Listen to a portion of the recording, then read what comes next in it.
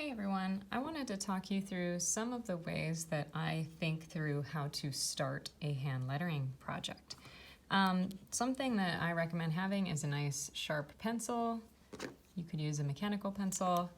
Definitely have an eraser.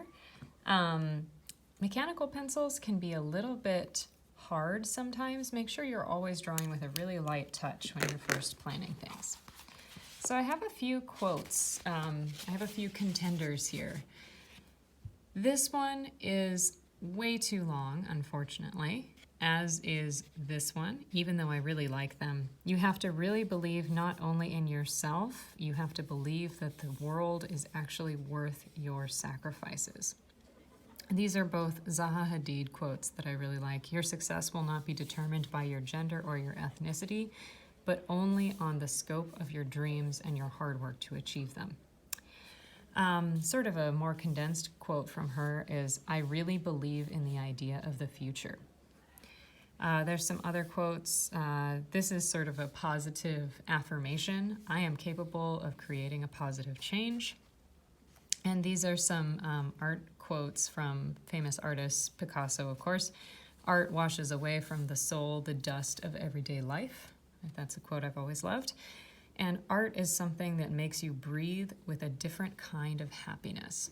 This is by Annie Albers, who I just learned more about today. She was a really incredible artist who brought weaving into a more higher art form, married to Joseph Albers, who's a more well-known artist.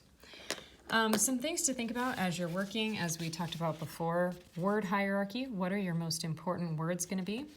What kind of shape do you want your overall piece to take? Where are you going to place the words within your composition? What types of fonts are you going to use, and how are you going to pair different types of fonts together? And lastly, accents. What are some different sort of artistic embellishments might you add to your piece? So, I think I'm going to try, I'm really debating between these four works. I really believe in the idea of the future. I kind of started a really brief sketch here. Believe, idea, future are sort of the main words that are most important in the word hierarchy. I am capable of creating a positive change. Those capable and positive change are probably the most important words of this one. Art washes away from the soul the dust of everyday life. I've done this quote before. I think I'm not going to do this one. Art is something that makes you breathe with a different kind of happiness. So different is kind of important. Happiness is important. So a lot of times you'll find that you have like 3 important words in a quote. I think I'm going to try this one. So as I am sketching, I'm going to try just writing it out. Art is something that makes you breathe with a different kind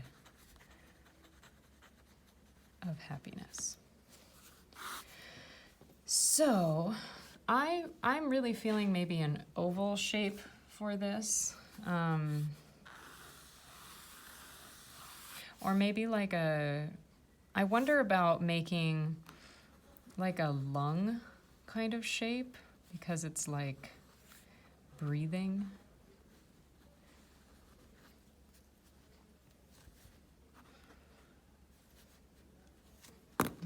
I want to make art really large. Art is something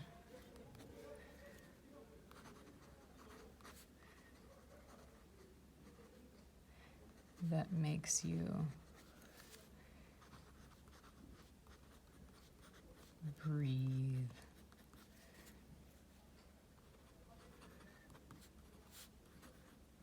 with a different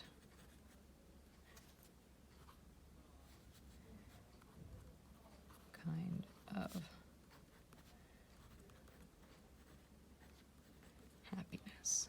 So sometimes when I'm designing, I like to make my highlighted words or my most important words in all caps. I don't necessarily plan on making them all caps in my final design. It's just a way of making them stand out to me as I'm planning. I could also try on the oval.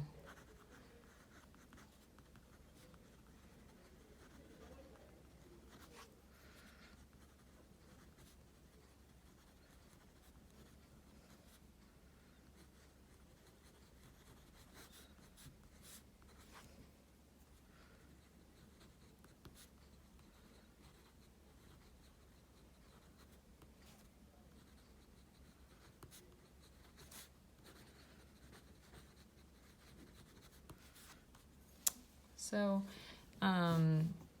this is just sort of planning out the very basic compositions. And I can start thinking about what kinds of designs I like, what kinds of fonts I like. I'm liking this lung shape. I'm not drawing them very clearly, but I don't know. It might be a little too morbid to have lungs. I'm not sure. I'm trying to think of what are some other symbols that could go with breathing. I wonder if I could do like clouds, like a cloud shape.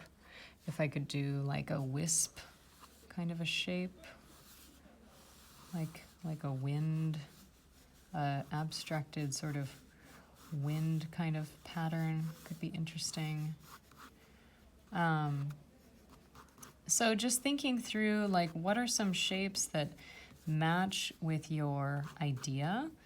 And then I'm thinking about,